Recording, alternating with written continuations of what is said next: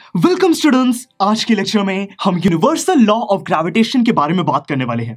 दोस्तों देखिए, हम सब ने ये चीज एक्सपीरियंस करी है कि जब भी हम किसी चीज को होल्ड करके उसको छोड़ देते हैं, क्या होगा? ये चीज नीचे गिर जाएगी। ऐसा क्यों होता है दोस्तों? हमने ये चीज स्टडी करी थी कि ये जो हमारा प्लैनेट है, हमारा प्लैनेट हर चीज को अपनी तरफ दोस्तों खींच रहा है, उसको अट्रैक्ट कर रहा है। आज के लेक्चर में हम इसी एक एप्पल के एग्जाम्पल से ये इस लॉ को समझने वाले हैं। दोस्तों देखिए, ये जो एप्पल है, क्या होगा जब मैं इसको छोड़ दूंगा? ये नीचे गिर जाएगा। मतलब कि जो अर्थ है वो इस एप्पल को खींच रही है ना दोस्तों? तो हम कह सकते हैं फिजिक्स की लैंग्वेज में कि ये जो अर्थ है, हमारा प्लैनेट, इस एप्पल पर एक फोर्स लगा रहा है, इसको अपनी तरफ बुला रहा है।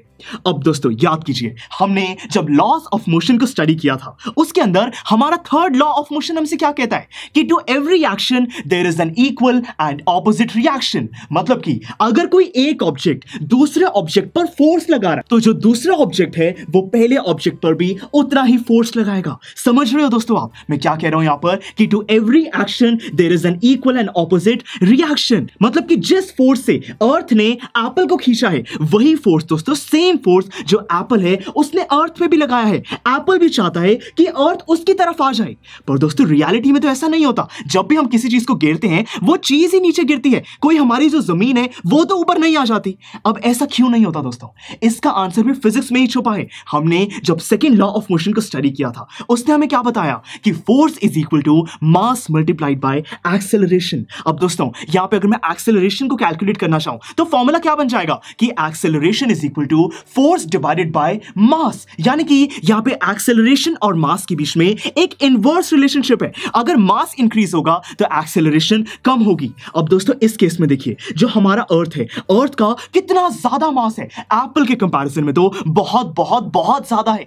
तो दोस्तों क्योंकि मास इतना ज्यादा है, एक्सेलरेशन बहुत ही कम होगा, ऑलमोस्ट जीरो के इक्वल होगा। इसीलिए जब भी किसी चीज को छोड़ा जाता है, तब हमें क्या दिखाई देता है कि वो जो चीज है वो नीचे गिर रही है, जो जमीन है वो ऊपर नहीं आ रही। क्योंकि दोस्तों जो एक्सेलरेशन है अर्थ के केस में वो बहुत ज्यादा कम है, और अगर हम उस ऑब्जेक्ट की, जैसे कि एप्पल की बात करें, क्योंकि उसका मास बहुत कम है, उसकी एक्सेलरेशन बहुत ज्यादा होगी, और तभी वो इतनी तेजी से नीचे चला जाता है। तो चलिए स्टूडेंट्स, हमें यह बात समझ आ गई कि कैसे जो फोर्स है वो तो इक्वली लग रहा है। जिस फोर्स से अर्थ ने एप्पल को अट्रैक्ट किया है, उसी फोर्स से एप्पल ने अर्थ को भी अट्रैक्ट किया है। बट यहाँ पे क्योंकि मास डिफरेंट है, बहुत ज्यादा अलग है, यहाँ पे एक्सेलरेशन भी काफी दोस्तों अलग अलग होगी, और हमारी जो अर्थ है वो ऊपर आती हमें बिल्कुल भी दिखाई नहीं देगी। तो चलिए ये बात तो हमें समझ आ गई। तो अब हम ओवरऑल कह सकते हैं कि जो एप्पल है और जो हमारी अर्थ है, इसके बीच में एक अट्रैक्टिव फोर्स एग्जिस्ट करता है। ये दोनों एक दूसरे को सेम फोर्स से एक दूसरे की तरफ अट्रैक्ट कर रहे हैं। अब दोस्तों यही जो अट्रैक्टिव फोर्स है, इसको फोर्स ऑफ ग्रेविटेशन कहा जाता है। इसको कैलकुलेट कैसे किया जाए, यही चीज हमें यूनिवर्सल लॉ ऑफ ग्रेविटेशन समझाता है। यह लॉ कहता है, बहुत ही इंटरेस्टिंग है, कि जो ग्रेविटेशनल फोर्स है, या फिर हम कहें फोर्स ऑफ ग्रेविटेशन, एक ही बात है कि gravitational force between two objects is directly proportional to product of their masses and inversely proportional to the square of distance between them.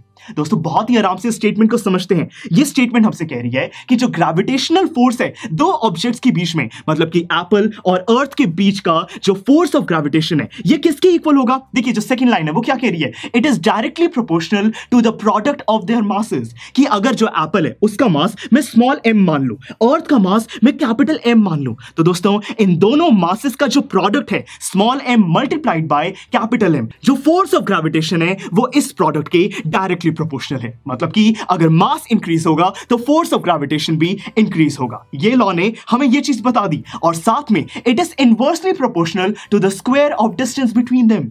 यानी कि स्टूडेंट्स यहां पे ये जो दो ऑब्जेक्ट्स हैं, अगर मैं इनके सेंटर से डिस्टेंस दोस्तों कैलकुलेट करूं, लेट्स से कि वो है हमारा d, तो ये जो फोर्स ऑफ ग्रेविटेशन है it is indirectly proportional to distance का स्क्वायर। यानी कि दोस्तों अगर ये डिस्टेंस इंक्रीज होगा, दो ऑब्जेक्ट ज्यादा दूर होंगे, तो उनके बीच में ये जो अट्रैक्टिव फोर्स है ये काफी कम होगा। ये इनवर्स रिलेशनशिप भी हमें इस लॉ ने दे दिया है। तो दोस्तों अगर इन्हीं दोनों रिलेशंस को ज्वाइन कर दिया जाए तो हमें एक ये पूरा रिलेशन मिल जाएगा कंबाइंड। क्या हो जाएगा कि यहां पे जो फोर्स ऑफ ग्रेविटेशन है it is directly proportional to product of masses and inversely proportional to distance का स्क्वायर। चलिए दोस्तों, ये चीज हमें समझ आ गई। ये यूनिवर्सल लॉ ऑफ ग्रेविटेशन काफी हेल्पफुल रहा, हम फोर्स ऑफ ग्रेविटेशन को कैलकुलेट कर पा रहे हैं। पर दोस्तों, आप मुझसे सवाल पूछोगे कि सर जितने भी हम फॉर्मूलाज को स्टडी करते हैं उसमें तो इक्वल टू का साइन होता है, ये डायरेक्टली प्रोपोर्शनल को सॉल्व कैसे करते हैं?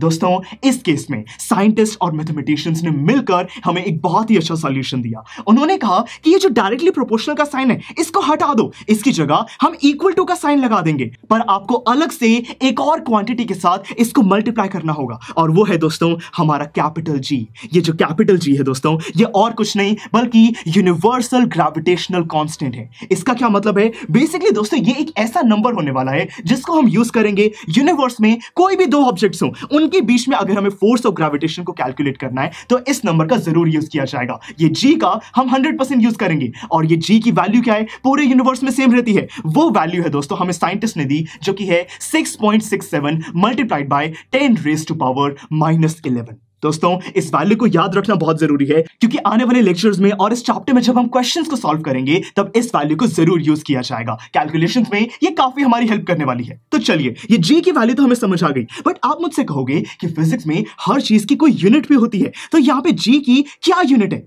दोस्तों, बहुत ही आसान है कैलकुलेट करना। जो हमने यूनिवर्सल लॉ ऑफ ग्रेविटेशन को समझा था दोस्तों, इसी में जिन जिन के यूनिट्स हमें पता है उसको एंटर कर देते हैं। जैसे कि जो फोर्स है उसको न्यूटन में मेजर किया जाता है।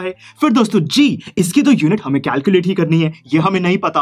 फिर दोस्तों, जो यहाँ पे प्रोडक्ट ऑफ मासेस है, देखिए मास को किलोग्राम से मेजर किया जाता है, तो केजी मल्टीप्लाइड बाय केजी हम ऐसा लिख सकते हैं, और डिवाइडेड बाय डिस्टेंस का स्क्वायर। जो डिस्टेंस है उसको मीटर्स में कैलकुलेट किया जाता है, मतलब कि मीटर्स का स्क्वायर। ठीक है दोस्तों, हमें ये बात समझ आ गई। अब यहाँ पे जी की हमें यूनिट चाहिए, तो हम क्या करेंगे दोस्तों, यहाँ पे जो भी जी के अलावा दूसरी क्वांटिटीज हैं उनको लेफ्ट हैंड साइड पर ले जाएंगे। और देखिए दोस्तों, पूरी फॉर्मेशन के बाद यहाँ पे क्या बन जाएगा कि जो जी है उसकी यूनिट क्या मिली हमें? Newton metre square divided by kilogram square. तो दोस्तों, ये है हमारी जी की यूनिट, और इसी को हम यूज कर सकते हैं। तो चलिए स्टूडेंट्स, आज के लेक्चर में जल्दी से इसको रिकैप करते हैं। हमने क्या स्टडी किया? हमने देख लिया कि कोई भी जो दो ऑब्जेक्ट्स हैं वो दोनों एक दूसरे को सेम फोर्स से अट्रैक्ट करते हैं, और यही जो अट्रैक्टिव फोर्स है इसको ग्रेविटेशनल फोर्स या फिर फोर्स ऑफ ग्रेविटेशन के नाम से जाना जाता है। ये जो यूनिवर्सल लॉ ऑफ ग्रेविटेशन है ये हमें यही बताता है कि इस ग्रेविटेशनल फोर्स को कैलकुलेट कैसे किया जाए। हमें दो रिलेशंस मिले कि force of gravitation is directly proportional to product of masses and inversely proportional to distance का square.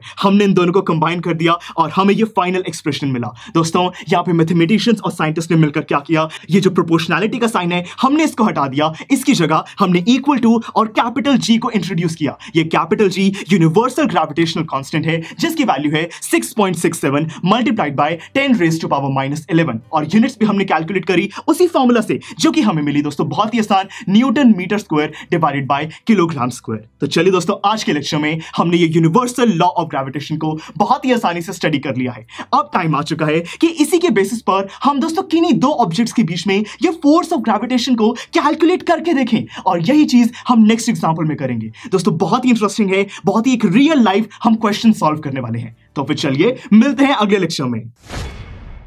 I am sure students, आपको ये लेक्चर बहुत ही पसंद आया होगा।